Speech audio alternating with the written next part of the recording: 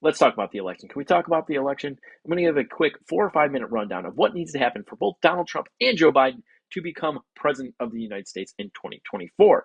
So, for those of you who are maybe a little bit more in tune with what's happening and the math, this might be a refresher for you. But it's also something that you should share with friends and family that maybe aren't as tuned in as you are to politics and what's going on and what potentially can happen in the 2024 election. So, first thing I want to do is jump right into the Real Clear Politics polling average. Now, there are a lot of different polls out there. Some of them have Biden leading, some of them have Trump leading. Different states say different things according to different pollsters. This kind of aggregates everything and gives you an idea of what the polls average are saying for these candidates. As you can see, as of right now, April 30th, Trump is leading in every single battleground state. The three closest being Pennsylvania, Michigan, and Wisconsin, all between 1 and 1.8% in favor of Trump based on the polling averages. The southern states, or the more southern states, are polling more in favor of Donald Trump. You got North Carolina at 5.4, Nevada at 4.5, Arizona 5.0, and then Georgia at 3.8. So the big thing you have to look at is what, with these 7 states, what does the math look like? So the states that are most likely to fall in the Biden camp or in the Trump camp. You got 226 for Biden and 219 for Trump.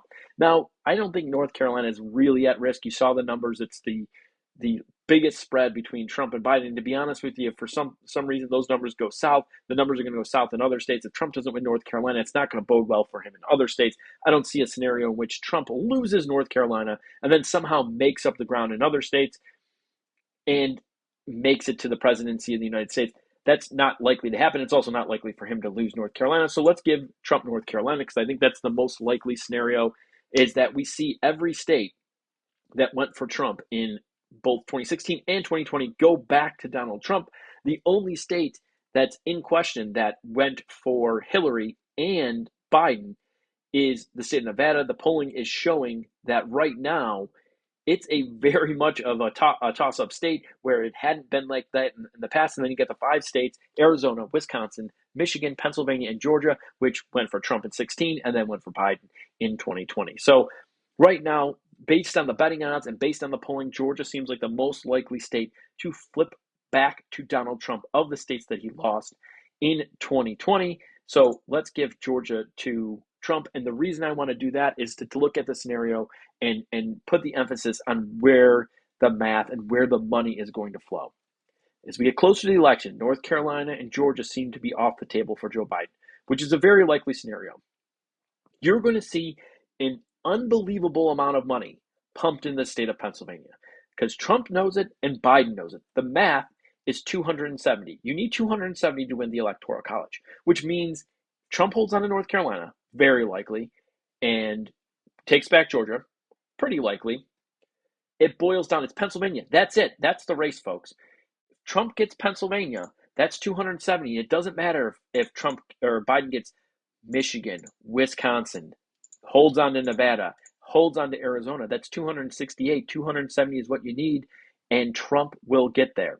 Now, there was talks a couple of weeks ago about Nebraska going to a winner-take-all state. So you'll see the split votes here in the corner. You got Maine and Nebraska, the only 2 states that do it by congressional district. So Nebraska, typically 4 of the 5 votes go to Trump or to the Republican. 1 goes to Democrats, or in this case, Biden. And Maine is the same way. Typically 3 of the 4 go to the Democrats and 1 goes to the Republican. So if Nebraska actually did that, that actually does matter based on the math. So I'll show you really quick why that would matter. Now, it doesn't look like that's going to happen, but just so you know, for those of you who have not been paying attention, it is something that is currently on the table. Let's give the 1 congressional district to Trump, which makes it a winners take all, 5 electoral votes to Nebraska, from Nebraska to the Republican. Let's give the northern states, which are the closest states, Wisconsin, Michigan, Pennsylvania, based on the polling averages, and then we'll give the southern states to Trump, and you got a 269 tie in the Electoral College, meaning it would go to the House of Representatives to select the next president of the United States, which would be absolutely insane. And for those of you who don't know that it would go to the House of Representatives, you probably definitely don't know that it is by state delegation, which means that each state gets 1 vote. That's it. There's 50 votes. each state gets one vote. So California is going to vote for the Democrat, and Texas is going to vote for the Republican, but they only get one vote. They get as many votes as Wyoming, as Delaware, all these smaller states. So what that means is whoever has control of more states, quote unquote, than the opponent, they're going to be elected president of the United States, which heavily favors Trump. You see all these red states with three electoral votes, three electoral, 4-4. All those states get one vote, which bodes very well for Donald Trump if that were to happen. Now, that seems like that's not going to be a scenario. So I did want to go over that with everyone so they had an idea that that was a possibility. The math is pretty simple for Joe Biden, guys. It's the northern states. It's the states that are the closest. It's Wisconsin, Michigan, and Pennsylvania. That's 270. If Nebraska stays the same, even if Trump takes back Georgia, takes back Arizona, and flips Nevada from both 2016 and 2020, the presidency goes to Joe Biden. Now, the only way that Nevada actually matters for Trump in this scenario, based on the math, is if Arizona actually stays with Biden and then Trump's able to flip, he's got to flip Michigan. He can't flip Wisconsin. Or again, if he flips Pennsylvania and holds on and flips Georgia, then Nevada doesn't matter again. So this is really the only scenario that makes sense where Nevada is in play. But realistically, if Trump is going to win Georgia, win Nevada, and lose Arizona, Michigan's probably not the next most likely state to flip. It's probably Wisconsin, and Wisconsin just doesn't get him there. So for Biden, there is several different paths. I mean, you see this right here. He wins Pennsylvania, Michigan, Arizona. He wins the presidency of the United States.